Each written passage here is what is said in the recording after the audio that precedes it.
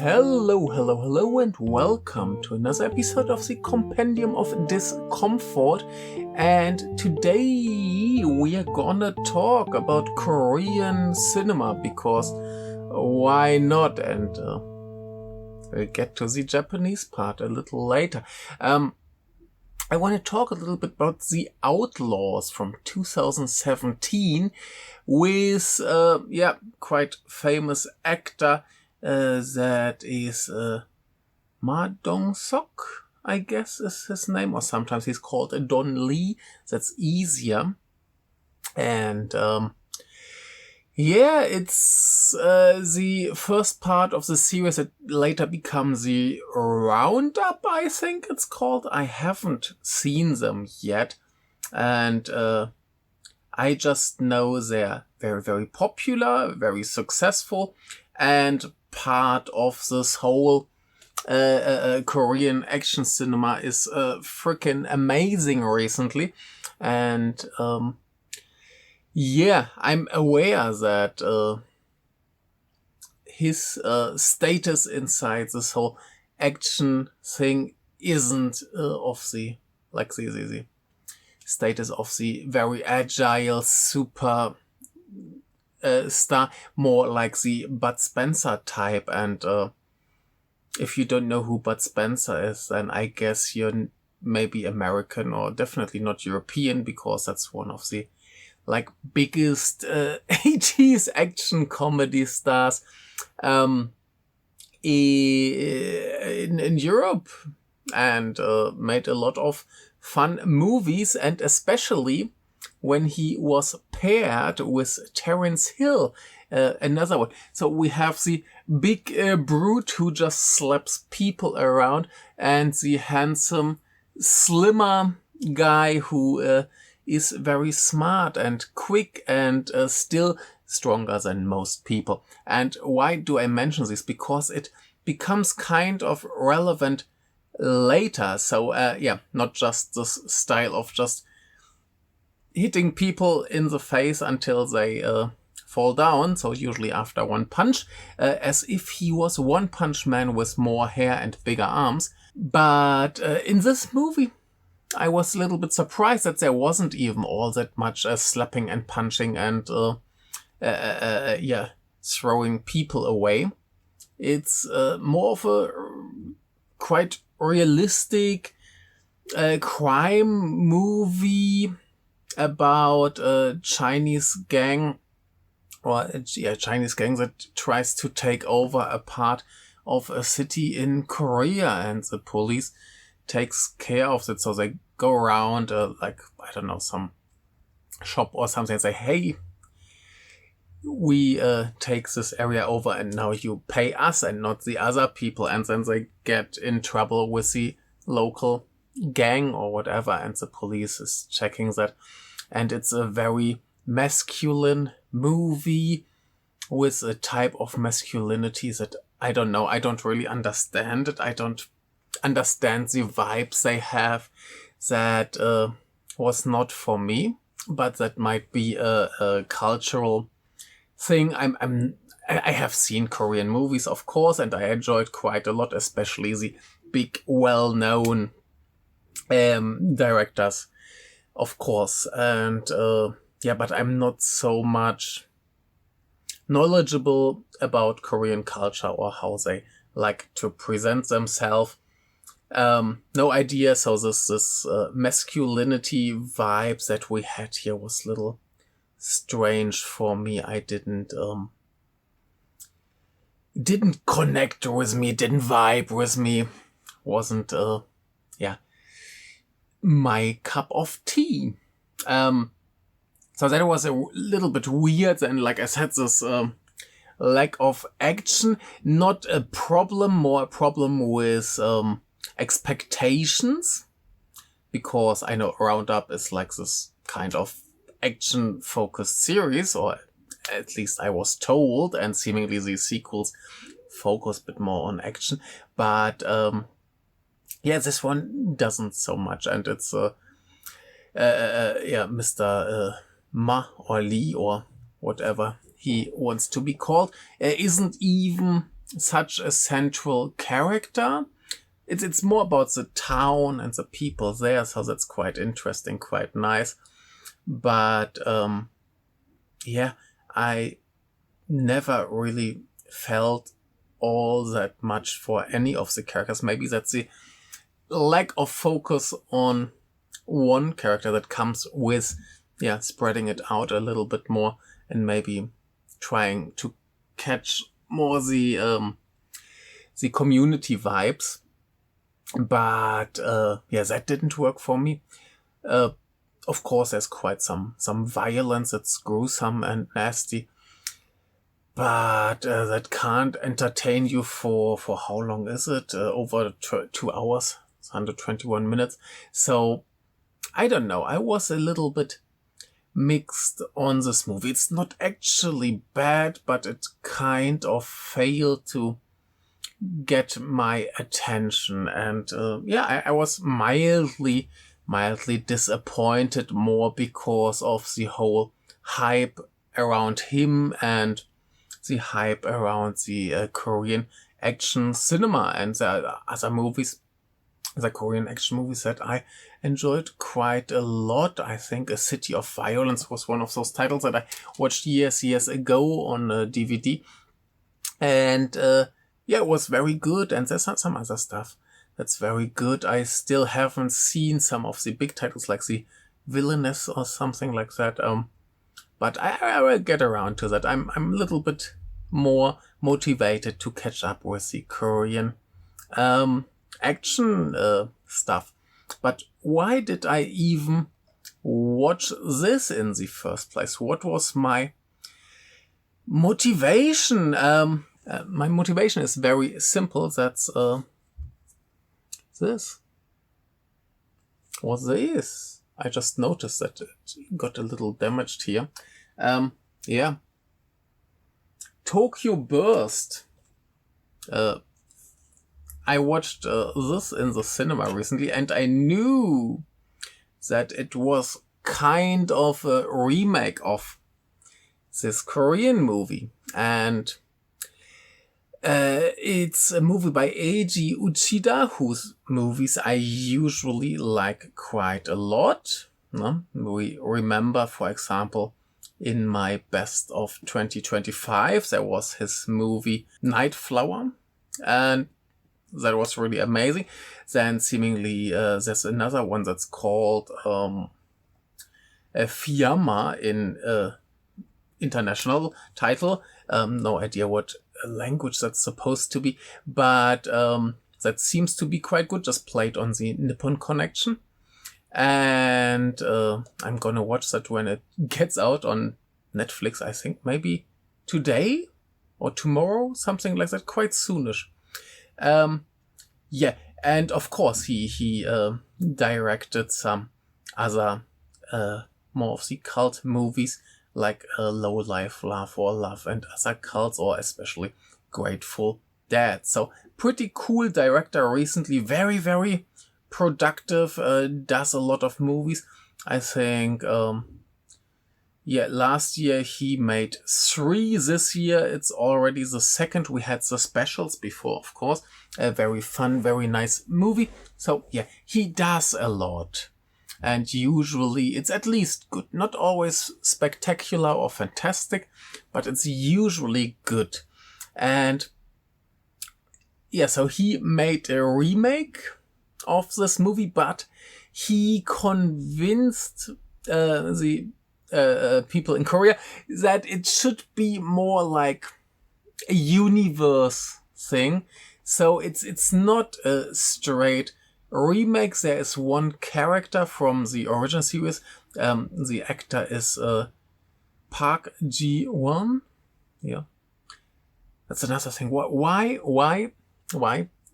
have we started to leave Korean names, at least when we speak English, or in my case usually German, when we speak English or German or whatever language we use, where we usually have the first name first and the family name last? Why did we leave Korean names in the family name first name order and Japanese switch them around?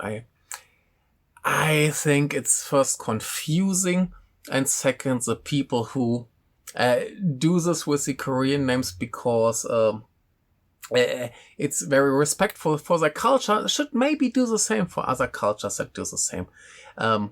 Like Japan. I'm not sure about China, probably. I don't know. Anyway, I will just go with whatever is here. But yeah, usually Park is a family name, so in English you would most likely say Ji-won Park.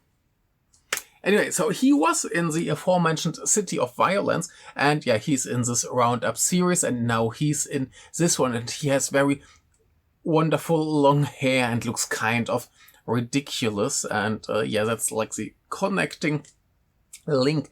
The rest of the cast is quite interesting. We have Pierre Taki as Yakuza boss, who's always sucking on some strawberry lollipops.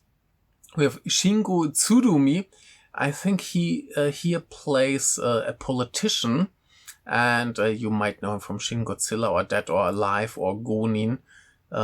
Yeah, he did an awful lot of stuff. And then we have a lady whose name is Hikorohi. And yeah, she's more of a comedian, a TV personality. Sometimes she acts, and here she basically does the police officer role, the one female role that we have in the movie that we didn't have in the original. And yeah, she's basically a police officer who translates between the Koreans and the Japanese, and therefore sometimes does some smart stuff. And yeah, besides that, she's more of the office worker, and of course she's a female in a police movie. She must be the one who gets hurt while messing up an arrest. That's yeah, I don't know what's worse, not having a female character at all or having a very stereotypical female character. Yeah, probably the stereotype is still better. Then we have Sho Aoyagi, who was, for example, in Yakuza Apocalypse or a lot of High and Low or Mr. Long, good action stuff. Anyway, we have, of course, the wonderful Kiyohiko Shibukawa, another police officer here, and actually a quite big role. He's like the direct boss of our protagonist. And we have Sota Fukushi, who's usually a very yeah, slim dude, but yeah, in an interview they said that he bulked up to like 1.5 times size, so he got much bigger. He looks quite impressive in this movie, and most people don't even recognize that it's him, but he did some nice action stuff before, like Blade of the Immortal or The Fable, or yeah, some Kamen Rider stuff and so on.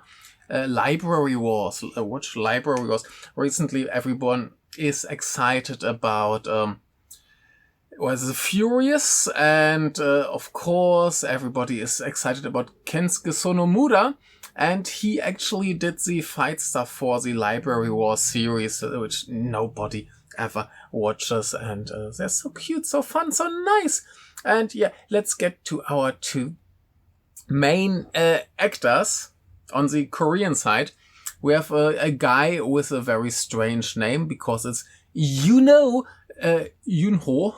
and seems to be a singer and actor and stuff. I haven't seen anything he has done besides this, but seems to be quite a big deal. And then we have Koshi Mizukami, who here plays the role of the huge armed police officer protagonist, and he's a quite skinny tiny dude with a face like a 12-year-old, and yeah, he's a quite cute guy who usually does more, I don't know, romantic movies or so. I haven't seen all that much, but he was in this very horrible looking Till We Meet Again on the Lily Hill, which seems to be a very nationalist schmaltzy drama about a time traveling high schooler, something horrible. So he did some action movies before. He was in this Windbreaker adaptation. He was in Out or something, but I haven't seen those. So he's not the kind of guy who I associate with like action.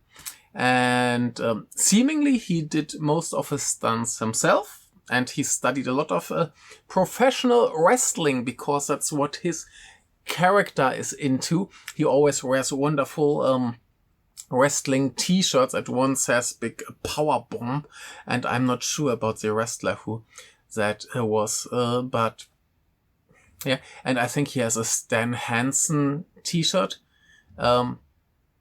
Yeah, so his style is, he headbutts people, and he does choke slams, and of course a power bomb down a house. It's hilarious. And so he doesn't look that impressive. He has this like wild lion-esque hair, and he's supposed to be an ex-motorbike delinquent. But this whole movie has some connection to like this Showa era action stuff, like Bebop High School. I think it's the main character's mother who has a kind of a Bebop High School themed bar, and it's very cute and adorable. And here we have this delinquent who now became a police officer, and headbutts people. And the whole movie combines two very stereotypical 90s action film tropes. That's one, the overly aggressive police officer who then gets a partner as a kind of punishment, and it combines it with the other trope of the highly capable police officer who comes from another country and now is paired with a local cop who may not be so excited about this.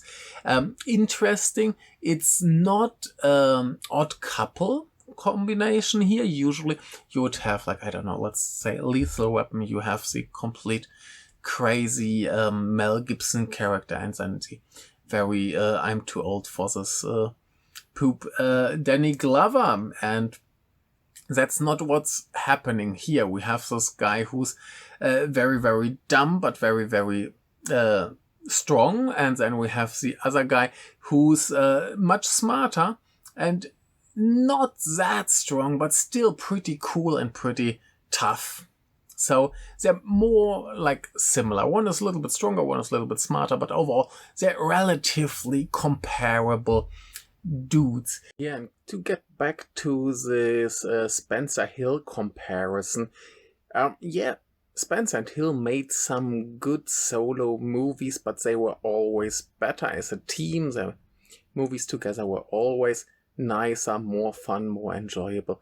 So sometimes a buddy movie is just better than having a single, more or less cool character, even though it might work. Sometimes teams are better. That's why women who is good at job can enjoy drinking even together with the enemy, I guess. I don't know why, it just happened to be here. That's why. Remember, it's good. And of course, for this combination, the movie needs to be a little bit racist. Like, the first confrontation is like a host running away from some Yakuza, and suddenly two dark-skinned gentlemen approach the Yakuza, and there's some dialogue like, get out of my island and stuff like that. And then our protagonist comes and he's pretty much like, I'm the king of this island, and it's a little bit needs to be like that for this kind of story. And I mean, if we consider the current political climate, it's not all that off. And if we consider that they obviously were going for like 90 vibes,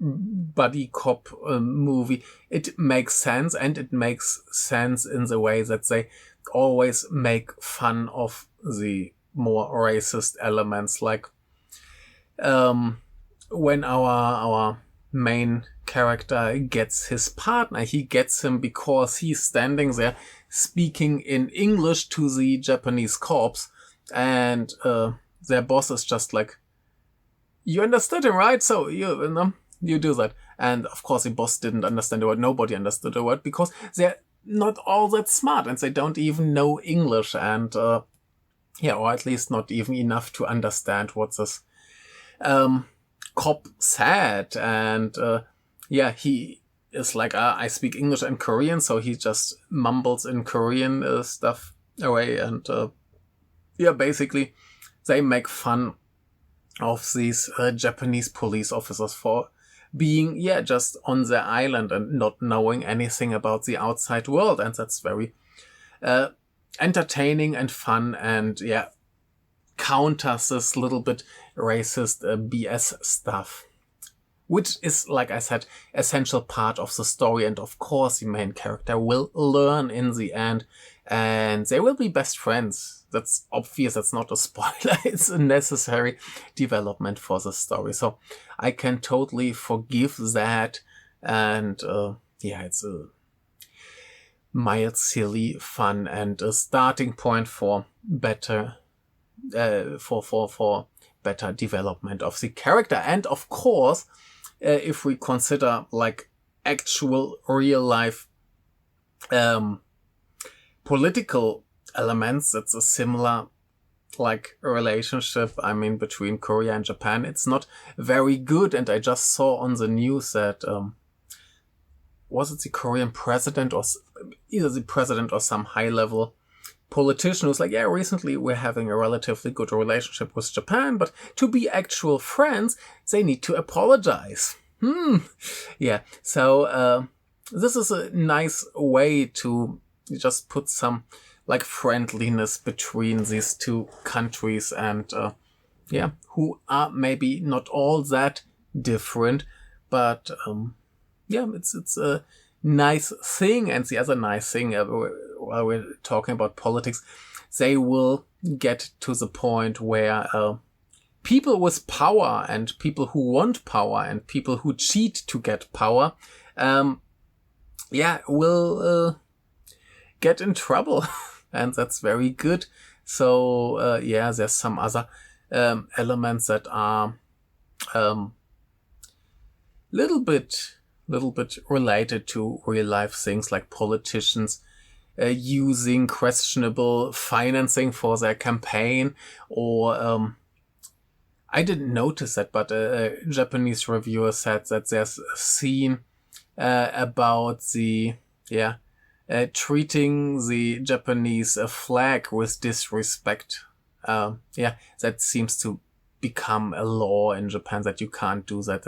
It becomes a crime to do bad things with the flag, like maybe pooping on it or something, which was considered an expression of freedom of expression. But that might go away, because you're evil if you poop on a flag. I think the day they announced this, I saw a biker outside here dragging the flag behind his bike all through the city here. It was very entertaining. I guess he didn't like the government all that much. It's nice that a movie is like, evil government, evil politicians, evil stuff. But even more evil are the bad guys here. In this case, in the original movie, you had these Chinese gangsters coming to Korea. here we have Korean gangsters coming to Japan. That's why the Korean cop comes to Japan to get them. And they're excessively violent. They're complete freaks who just kill for joy in very interesting ways. For example, with was it a pickaxe or something like that? So there's some quite violent stuff there, and that seems to be this idea that you need to keep up with the violence in Korean movies, with the bonus here that everything is much more colorful and fun and joyful and comical. So I think here it's much more entertaining than in the Outlaws, was it? Yeah. So I prefer this movie a lot. And I watched this one first. For me, this is the original. The other one is the remake. Just my feeling, because I watched this first. Anyway, so this one has way more action. It's way more fun, way more spectacular, much sillier. So basically, you have the skinny dude being a cooler action guy than Don Lee. Let's say Don Lee. I don't remember his other name. Sorry. Yeah. So basically, he out Don Lee's Don Lee, and he does very well, even though he looks like he's 12. He's just more fun, more entertaining, and the whole story is a little bit more complicated. We have some Yakuza, we have some guys in prison in the Philippines, we have these Korean gangsters looking for money from the Yakuza, try to steal that, and this whole money gets stolen from host clubs, and it's super funny that these host clubs, the hosts just look completely ridiculous. I mean, there's the main host who at some point is like shirtless, and he is very well trained. He seems to have a very firm, strong body, and but has this like old He-Man style haircut and just looks ridiculous. But basically, the hosts are being treated in a very appropriate way, I think. Basically, as another gang. Yeah.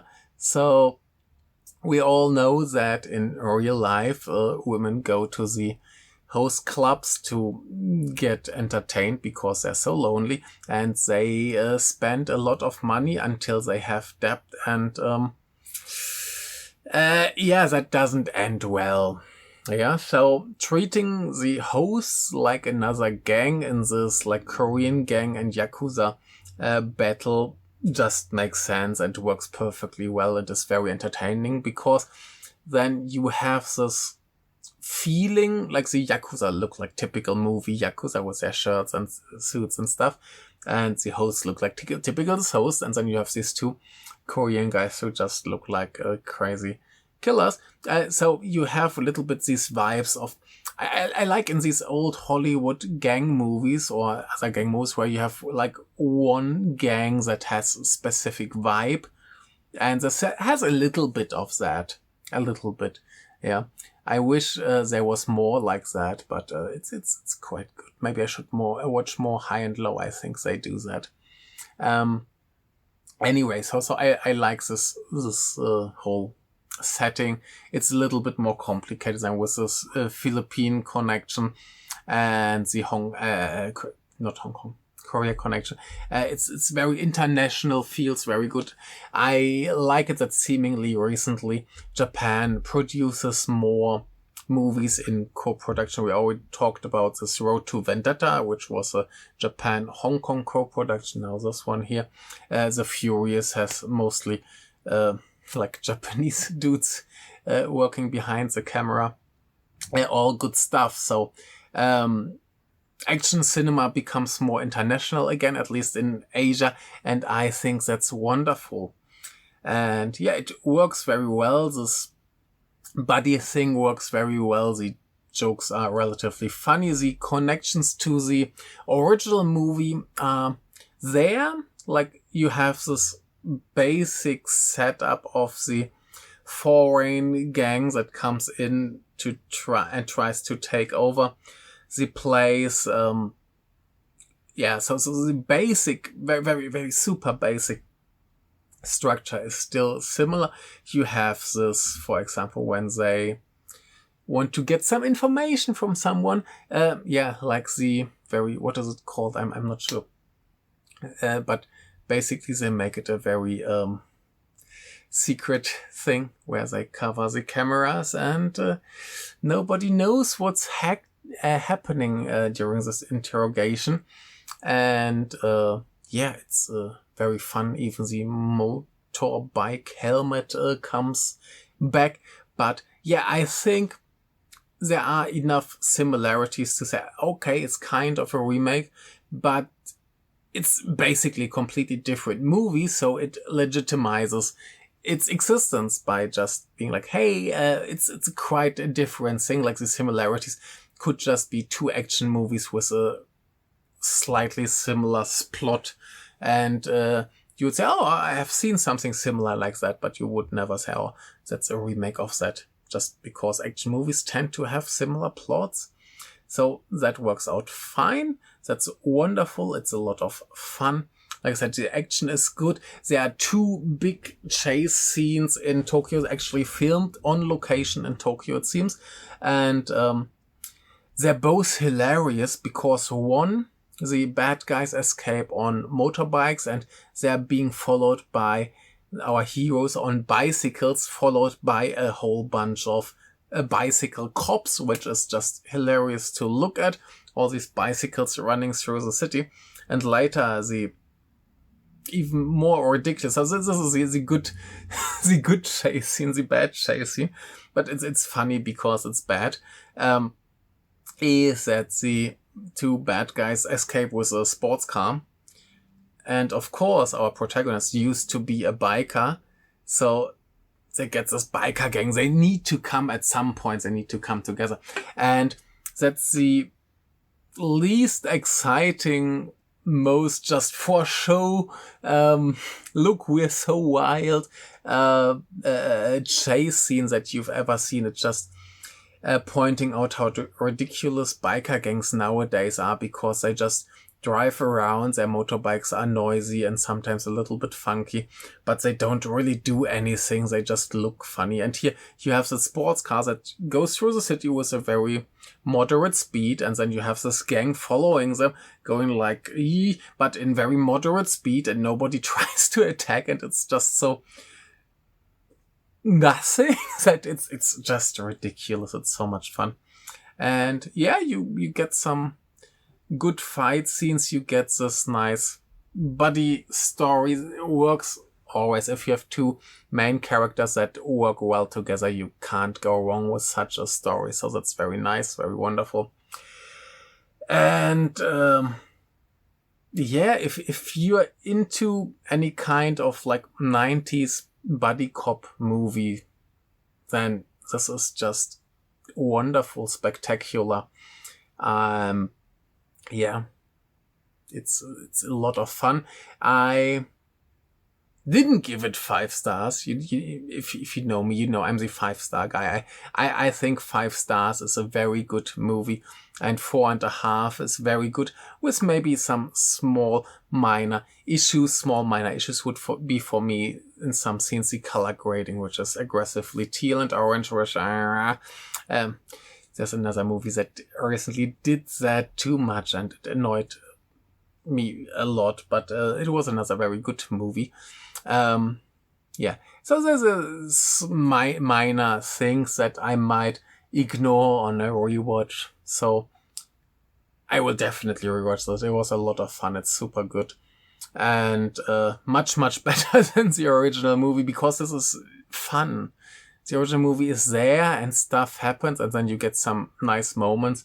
But this one is start to finish fun, good characters, good chemistry, hilarious interactions.